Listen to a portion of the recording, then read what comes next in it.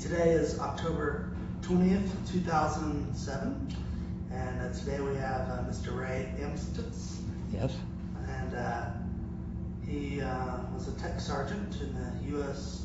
Army Corps of Engineers. Great. And if you would, just tell your story in your words. Okay. I joined the Army Reserve in 1942. I was 17 at Pearl Harbor, and I was a sophomore or a freshman at the University of Tulsa College of Engineering when Pearl Harbor hit. In 42, I joined the Army Reserve, but they let me stay in school till May of 43. They didn't have training camps ready for everybody.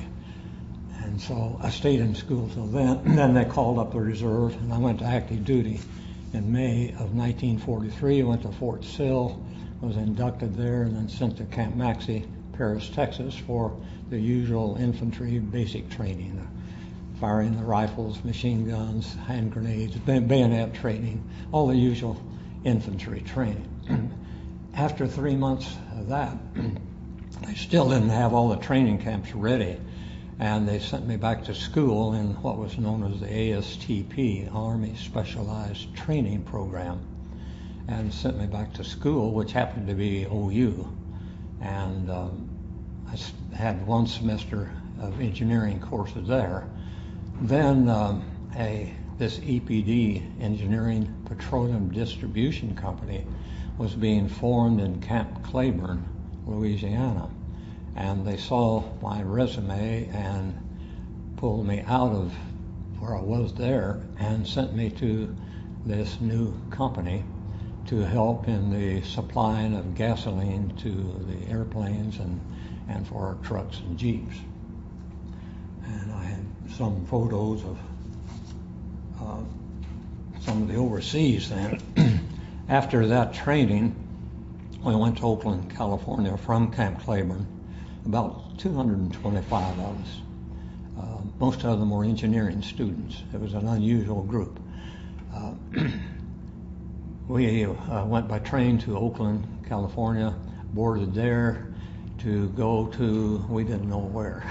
Turned out it was New Guinea. And we went by ship, a freighter, actually a Liberty ship that was converted into a troop ship.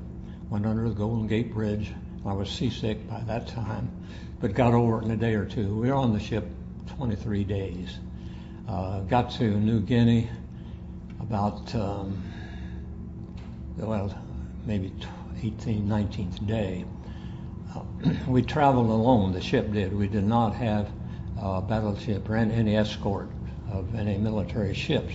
So at dawn and dusk, which was the time that the Japanese submarines attacked, we all had to stand on the deck with our life preservers on for about an hour at dusk as the sun had gone down, but you could still see, because that was the time the Japanese submarines could come in close without being detected, their periscopes. And so we stood on that deck every day, twice a day, to see if it was going to happen. It didn't. We were lucky. We had 2 meals aboard ship. One of them was an apple and a sandwich, but 1 hot meal then for that 23 days. Arrived in New Guinea, and this was in the fall, August or early September of 44. And we landed at Buna. Buna had, our job was to go in and build a pipeline, build a 10,000 barrel storage tank at the airstrip, and set pumps at the dock to pump the gasoline up to the airstrips to put them in the fighters and bombers. The fighters and bombers required 100 octane fuel, and but we were trained then to build all of that equipment, put it together. Most of it was manufactured here in Tulsa. The National Tank Company actually built much of that for the military, and it all went overseas with us. We landed first in Buna, And again, we followed the invasions. When our military retook the Buna and Oral Bay from the Japanese, they had gone in, taken that over. When they retook it and had it cleared of the Japanese, then we went in with this equipment to set up to provide 100 octane to our aircraft. We could not use, the Japanese used 80 octane in their aircraft. We could not use it, no way. So we had to have the facilities for our high octane gasoline. But at Buna was a terrific battle before we got there. It had already been retaken and secured by the military when we landed. But there were a tremendous number of coconut trees, and I have a photo of the place, and most of the tops are shot off of the coconut trees. There was that much shooting going on that most of the coconut trees were just stubs. That was the first time any American soldiers, their bodies were shown publicly. And they were shown in Life magazine, some of the bodies floating on the surf, which just, of course, greatly disturbed the American public. But that was the first time that was shown was at Buna. And that's where then we took over after it was secured. I have a picture too of a ship on the shore with a big hole in it. In addition to supplying gasoline, we could reverse this and send fresh water if we had a source to the ships. The ships all need fresh water. They can make some out of seawater, but that's limited. So there were one place at Oral Bay we set up and connected to a river, maybe a mile inland, a big good source of fresh water, and set up a tank up on top of a hill, pumped water up to that hill, and then it flowed by gravity down to the ships. And so we supplied fresh water to our battleships or any of the ships, ours, Australian and British, that came in there that needed fresh water but didn't want to go all the way back to the States to get it. And I have a picture of where we got the water. We're taking a bath in it there.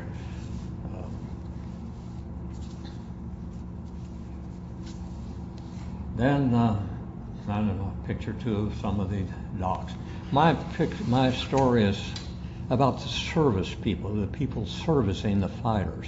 We have lots of documentation about our great fighting men and how good they were. The latest one, Ken Burns' War, and the Band of Brothers and so on, all showed excellent views of the fighting. But for every fighting man in the 14 million in the service, for every fighting man there were 7 people providing the services he needed. So only 1 out of 8 was fighting. Well, my story is about some of the 7, specifically one of the 7, our group. So we lived in the jungles in New Guinea in secured bases at Oral Bay, Hollandia, Finch Haven, Ley, all places up and down the coast.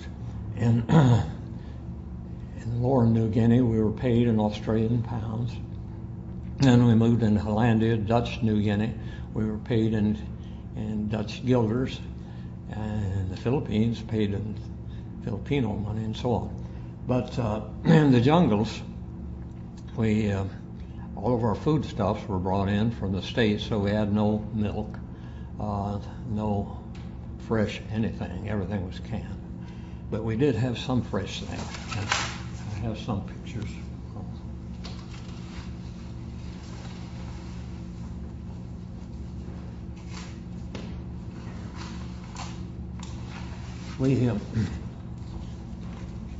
We were able to get bananas. There were free wild bananas growing in the jungles, and I kept a stock of those bananas in my tent all the time and let them ripen and just had bananas every day. We did the same thing with papayas. They grew wild, and limes. So I was able to make limeade all through the campaign in New Guinea. Those were the three fresh things that we had from the jungle itself. Then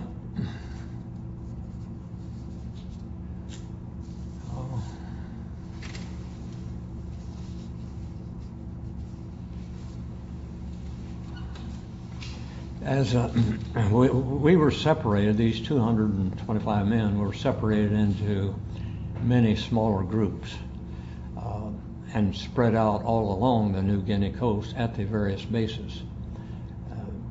It would take anywhere from two men could operate a station once it was set up. The pumps were in place, the pipeline in place, and the tanks in place. Then 2 men could operate one. Generally, though, we had 6 or 8 men, and they were spread out again all across the coast of New Guinea. New Guinea is the largest island in the world, and so there were quite a few bases along that coast. And of course, it was close to Australia. Japanese were using it to bomb Port Darwin and Brooks, Australia. They had dropped quite a few bombs on Australia.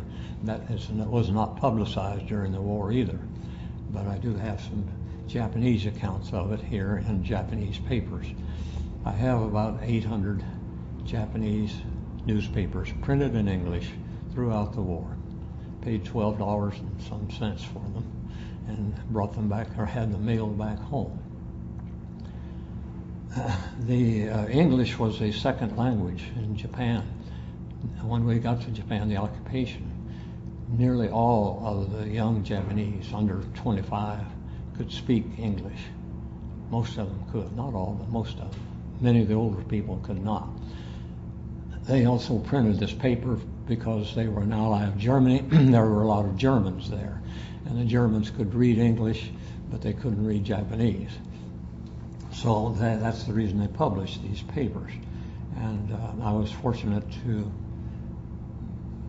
see them on the news corners being sold, and went into Tokyo and went into the headquarters of the Nippon Times and told them I wanted a copy of each one going back to the beginning of World War II, Pearl Harbor.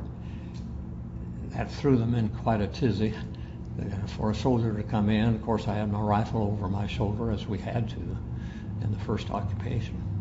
And but I did, he agreed to bundle them up for me, but he asked if I would pay for them, and he asked him how much, and it came to a little over $12, and I told him sure. Of course, that was a week's pay then. We were paid $50 a month. So it's the equivalent to about $120 today. But I paid for them, brought them back.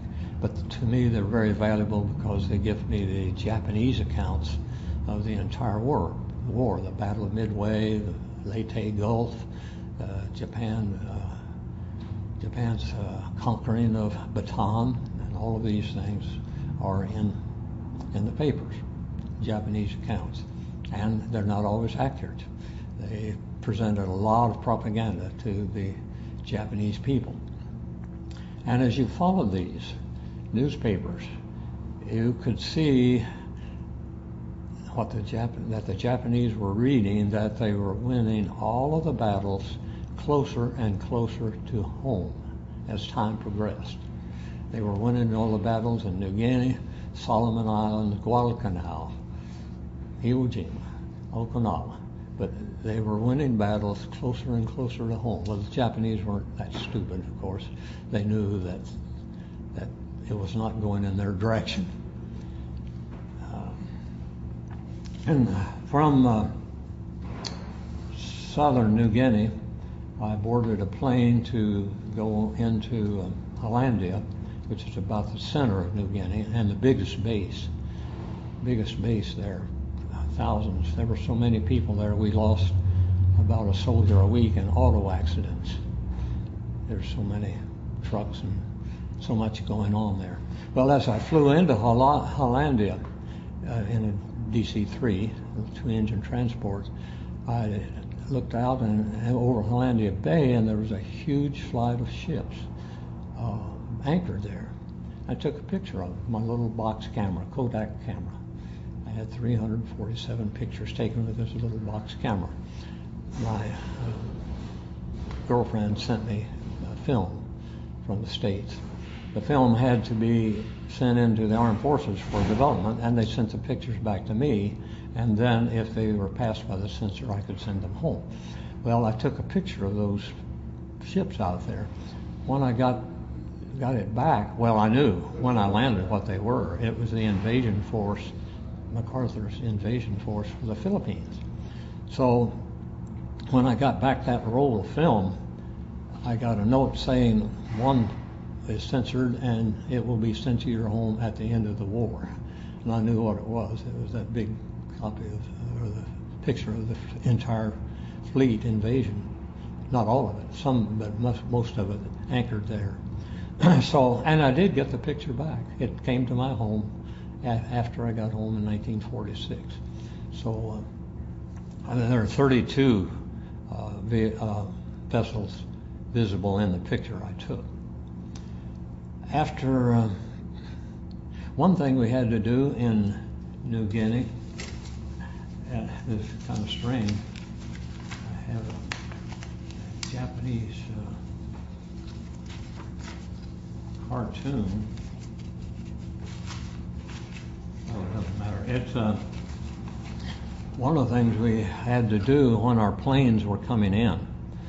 We gassed them up, planes, fighters and bombers, and they went on their missions. And most of them came back, but not all of them. But as they were coming back, we could hear the planes coming.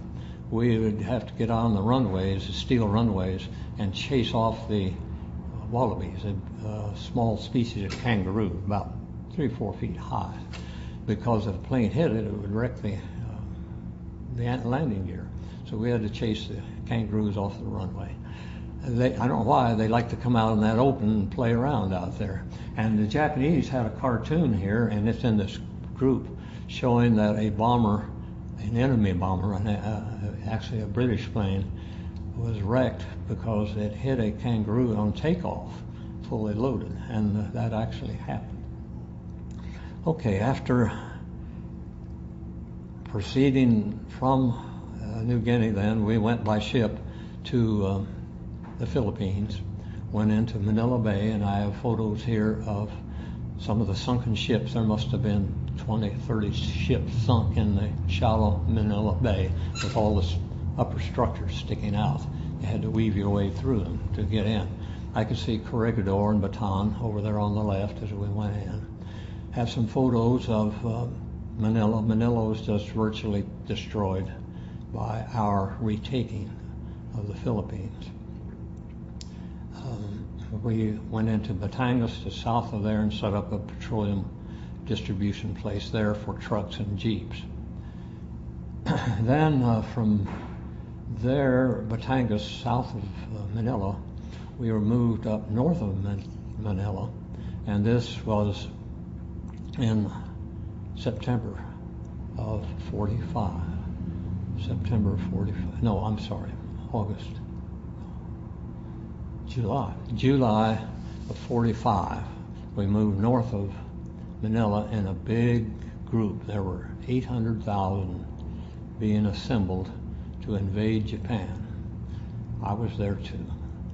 But I would not have been in the initial wave. I would have been gone in to build some tanks and pipelines after a base was secured. So my life was not at high risk like many of them.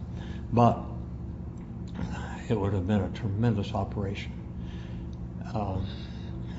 Then on about August the 9th, and maybe off a day because there's a day difference there.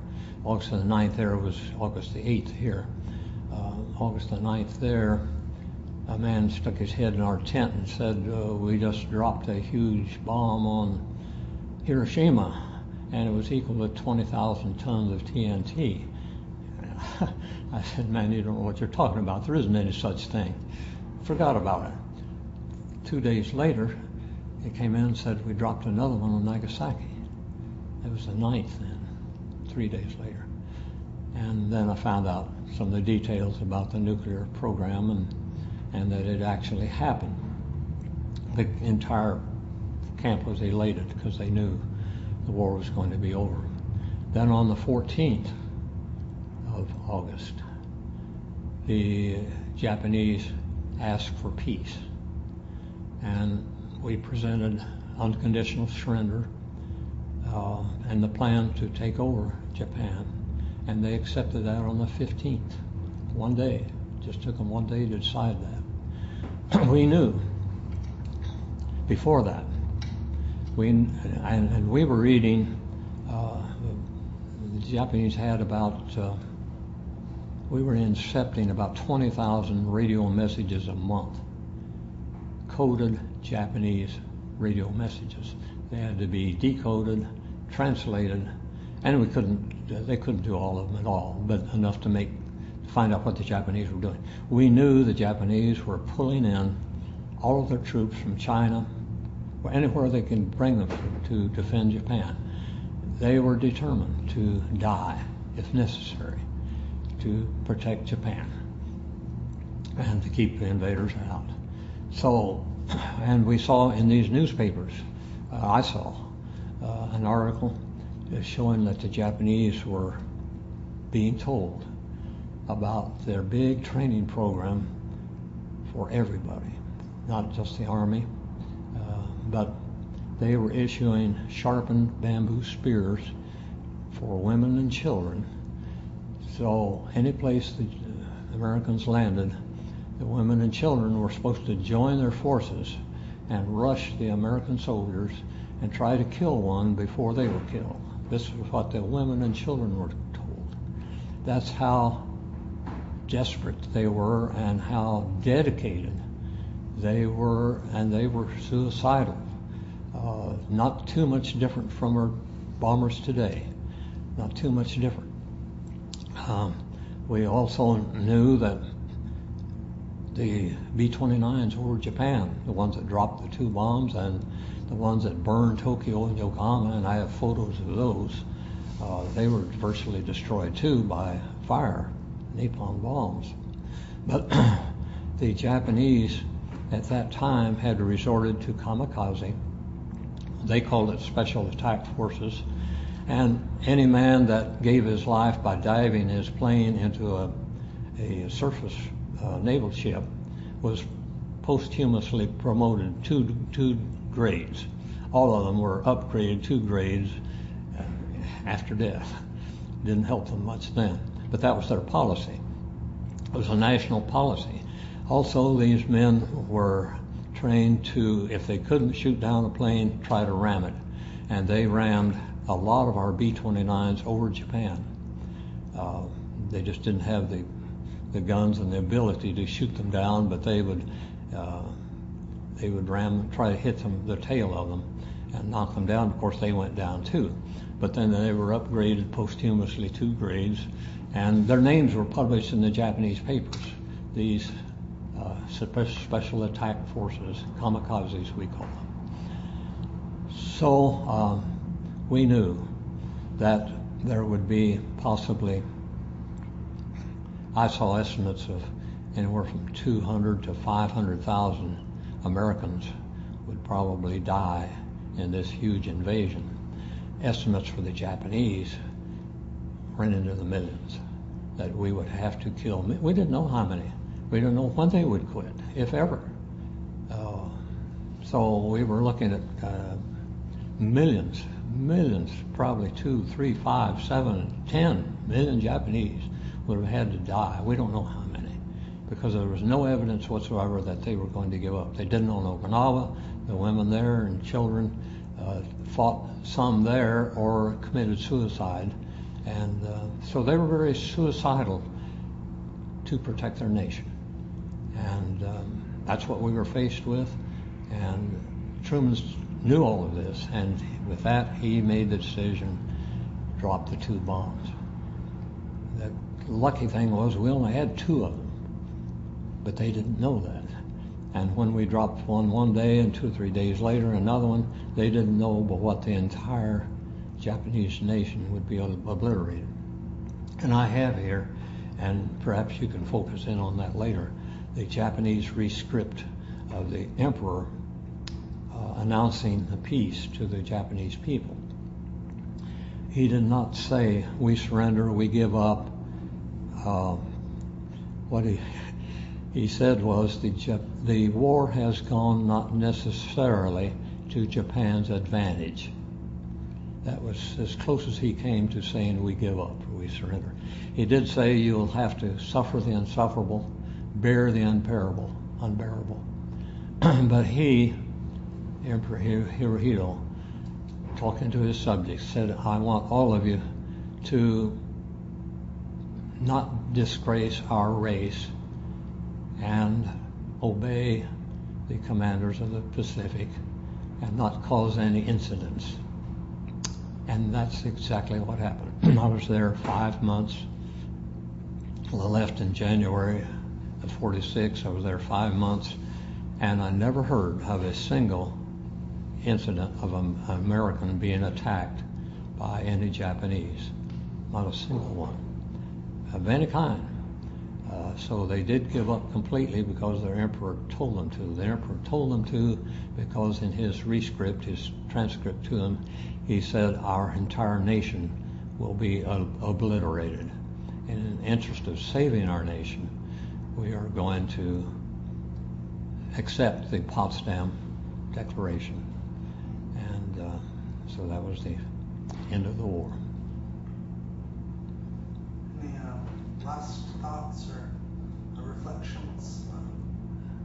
Well, the Japanese internment, again, we knew that the Hawaiians, in Hawaii, some Japanese provided information to Tokyo, and we suspected that if only 4 of them and on the West Coast did the same thing, one San Diego, San Francisco, Los Angeles, Seattle, then the submarines preying off the coast, and we knew they were there, they'd sunk several ships, that they would have information about all the ships leaving, and it would be a disaster. So the military asked all of them to be moved back. It wasn't a racial thing, it was a military thing, because they didn't know who was allegiance to U.S. and who to Japan. And in fact, they reported later that 6,000 of them refused to pledge allegiance to the United States of America while they were in the internment camp. Of course, they were disgruntled about that, and I understood that. But anyway, there was that great concern on the West Coast, and so they were justified. And at that time, all Americans were glad that they were moved back because it meant a safer America.